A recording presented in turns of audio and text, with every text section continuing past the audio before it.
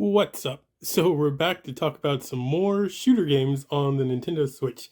So with this one, I'll just jump right into it. So the first one up is going to be this game called Monkey Barrels. And Monkey Barrels is a twin stick shooter. So it's not so much a traditional shooter like vertical scrolling or side scrolling. And in this game, you kind of find yourself moving through stages. So like you'll start in one area of a stage and you'll like clear it out and you move to the next area and blah blah blah. You just keep doing that until you reach a boss, and then you fight a boss, and then if you beat the boss, you beat the stage, and then you just kind of go from there. This game does take a while to kind of start going. Like it is when you start the game, you do not jump right into the action. It builds up a little bit, but it's still pretty fun. And then like as you're moving from like area to area within a stage, your goal is to kind of destroy whatever you can on screen and defeat enemies. And in doing that, you'll end up picking up junk. And then with the junk, you can use that between stages to purchase items that you can eventually use within the stage or to like pick up new weapons and stuff. So it's got a lot going for it. I think it's a pretty cool game, and it's fairly cheap from what I remember. When I bought it, it was like $20. So I assume it's still around there. Right. The next one up is going to be Space Invaders Forever. So I'd only really consider one of these games on here to kind of be like a shooter, and that's going to be Space Invaders Extreme. So it comes with 3 games on the cart. They're going to be Space Invaders Gigamax, which is like a 4-player kind of old school Space Invaders gameplay. I'm not a huge fan of that myself. And then another one called Arkanoid vs. Space Invader, which like Arkanoid is kind of like a Space Invader, except you have to keep this ball on screen, and the ball kind of is bouncing around on screen like a pinball. And so you're moving around trying to like line up with the ball to make sure that it doesn't go below the screen. And you're shooting blocks, and then the ball can also destroy blocks. And then there's some enemies to deal with.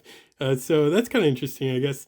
But like I said, Space Invaders Extreme is really the game that I was pointing out on this one. Space Invaders Extreme is a beloved game on like the DS and the PSP. Like on the DS, you had like Space Invaders Extreme. Like I said, like people freaking love this game.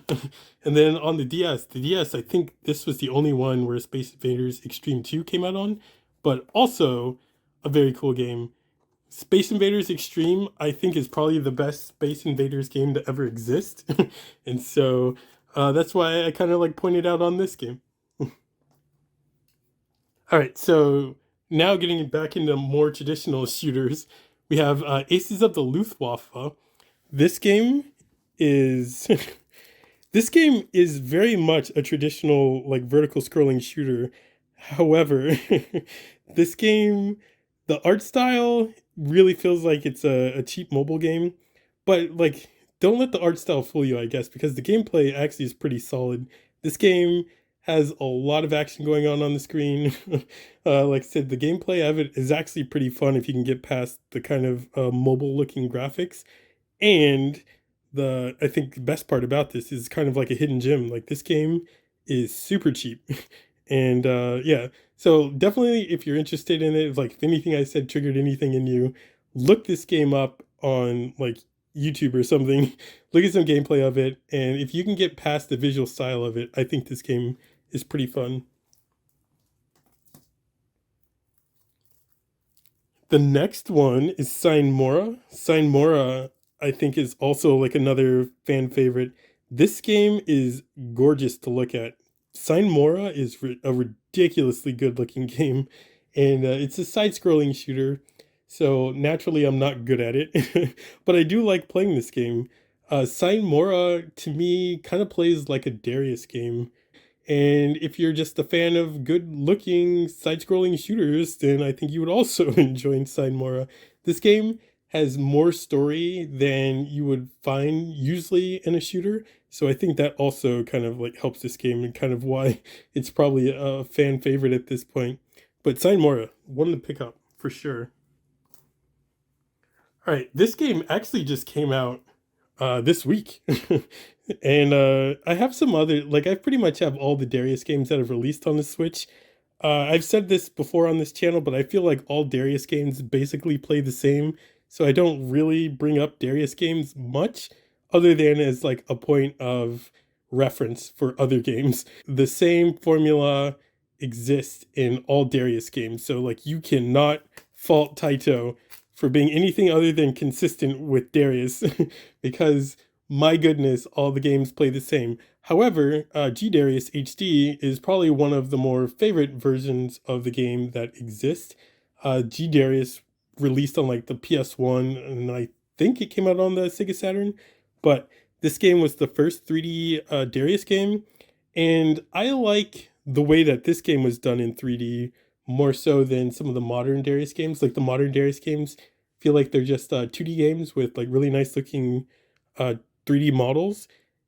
G Darius felt like it kind of felt like Einhander in the way that it's presented. Like PS1 games back in the day that were like 3D games but in a 2D perspective always had cameras that were shifting perspective and that would kind of like use the 3D space to show you interesting things going on in the game. And I think G Darius does that really well. And then in the HD update to this game, like it just looks better. Like it's not going to be kind of like the low res Vaseline filtered look of the old games if you try to run it on modern hardware, but it's going to look like really nice, and you're going to get that old G Darius experience.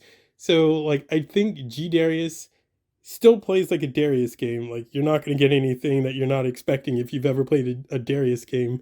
But I think the presentation of G Darius is one of the more interesting presentations of a Darius game that exist. And so, yeah, when I saw that this game was coming out on the Switch, I really wanted to get it. I've yet to play this. There's just so much on the plate already. But this one is probably going to be in the not so distant future for me. Okay, and then the last game here, I'm trying not to like touch this last game, and you'll see why in a second. So this last game here is this game called oh my gosh, I just like blanked on the names, like Kyogeki Quartet Fighters. Uh and this is a Japanese game. As you can see, it's got like this brushed metal cover. Like this thing is ridiculous. And I'm really trying not to touch it, but can you see it? I can already see the fingerprint showing up on this thing. Like this thing is a fingerprint magnet. But if you take it out of the brush case, this is what the actual game looks like. Like I said, this was a Japanese release. So this is an interesting game for multiple reasons. For the pure collecting aspect of it, this game was published and sold by a company called B-Side Games, and they were kind of like a boutique store, like limited run games or super rare games or strictly limited games. Like they were kind of that caliber. And they only had like a handful of releases. However, a couple of months ago, they ended up going under, and so at one point they purged all of their remaining stock, and like all of their prices went like super low, and they were just trying to get rid of stuff. And this was the only shooter that they had published and sold. Um, and so yeah, like I said, and I would imagine unless somebody else gets the rights to publish and sell the game, this is going to be it for this game physically. And so I thought it was pretty cool. It was a pretty cool story. It's sad to see B-Side Games go under, but it kind of happens in business, I guess. But anyway, so the game itself is a traditional like vertical scrolling shooter. It's got like an 8-bit style to it. Like it's definitely retro inspired. The thing that kind of sets it apart from other shooters is that it's in the name, I guess, Quartet Fighters. So there's 4 fighters on the screen, and they can be like 4 different players. It can just be like 1 player and 3 computer controlled players.